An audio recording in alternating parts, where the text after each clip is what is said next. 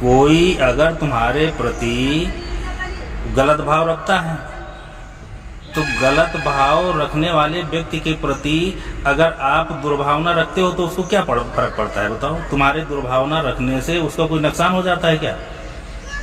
तो जब तुम्हारी दुर्भावना से उसका कोई नुकसान नहीं हो रहा है तो तुम्हारी अगर सद्भावना है तो सद्भावना से उसको कोई स्वर्ग थोड़ी मिल जाएगा, उसको कोई लाभ थोड़ी हो जाएगा। लेकिन तुम्हारी सद्भावना अगर उसके प्रति है, तुम्हारे विचार अगर उसके प्रति अच्छे हैं तो इससे तुम्हारा लाभ होगा, तुम्हारा मन पवित्र होगा, तुम्हारी आत्मा पवित्र होगी, है ना, तुम्हारे मन में शांति होगी।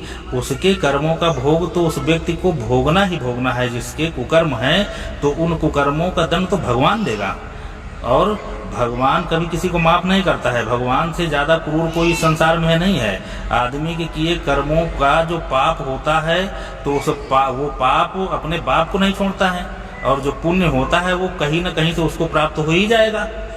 सत्कर्मों का जो पुण्य संचित होगा वो उसको सुख के रूप में मिलेगा, संपत्ति के रूप में मिलेगा, संतान के रूप में मिलेगा, और जो पाप होगा तो उसके विनाश के रूप में मिलेगा। तो व्यक्ति के किए हुए कर्मों का परिणाम तो भगवान देगा ही देगा, लेकिन उसके प्रति तुम्हारी अगर सद्भावना है तो ये तुम्हारे सत्कर्म है और तुम्हारे सत्कर्मों का परिणाम तुमको मिलेगा। तो कोई कर रहा है, कोई गलत कार्य कर रहा है, करने दो उसको, भले तुम्हारा ही कोई अपना क्यों ना हो। अगर तुम्हारे प्रति दुर्भावना रखता है तो ये उसका पाप है, वो भोगेगा। अब उसकी दुर्भावना के शिकार न हो, इतना तो विवेक तुम्हारे पास होना ही चाहिए कि कोई गलत व्यक्ति है और तुम्हारे प्रति दुर्भावना रखता है तो वो कहीं उसके शिकार न हो जाओ, कहीं तुम्हारा नुकसान न हो।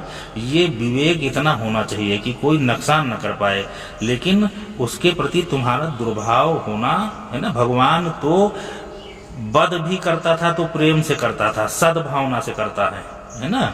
भगवान ने रावण को मारा, भगवान राम ने जब रावण का वध किया तो वध करने के पहले उन्होंने जटायु से कहा कि सिया हरण पितासन कहो तात जिन जाय, मैं जो राम तो कुल सहित कहिए दसानन आई।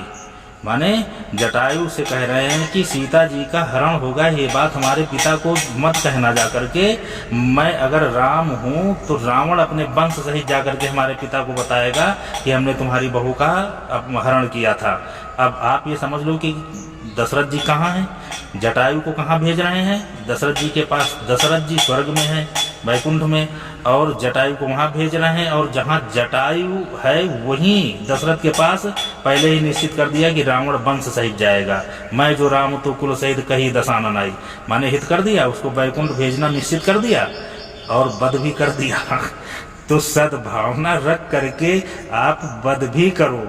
अगर किसी का वध करना पड़े तो आप वध भी, है ना, वध भी करो तो सद्भावना से करो, है ना। ये विवेक होना चाहिए, लेकिन लोग जान नहीं पाते हैं, फर्जी अपने मन को कुंठित कर लेते हैं, और जिस कुंठा से कोई परिणाम भी नहीं होगा। आप लाख शाम सुबह दिन भर किसी को गाली दो, तुम्हारे गाली देने से कहीं उसका कोई नुकसान होगा क्या? केवल अपना मन दूषित होगा, वाणी दूषित होगी, विवेक दूषित होगा। अरे जो करना है सद्भावना से कर दो।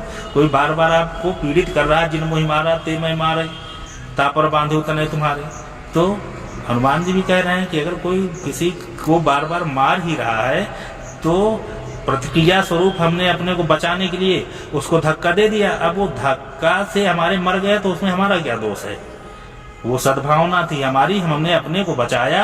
अब हमारे बचाने में कोई हमारे ऊपर आक्रमणकारी है और हम अपने को बचा रहे हैं, और हमको बचाने में, अपने आप में को बचाने में धक्का से हमारे कोई मर जाए तो हमारी तो सद्भावना ही थी ना। लेकिन अब इसको भी लोग नहीं जान पाते हैं। तो ये थोड़ी थोड़ी बातें हैं, ये जानना चाहिए।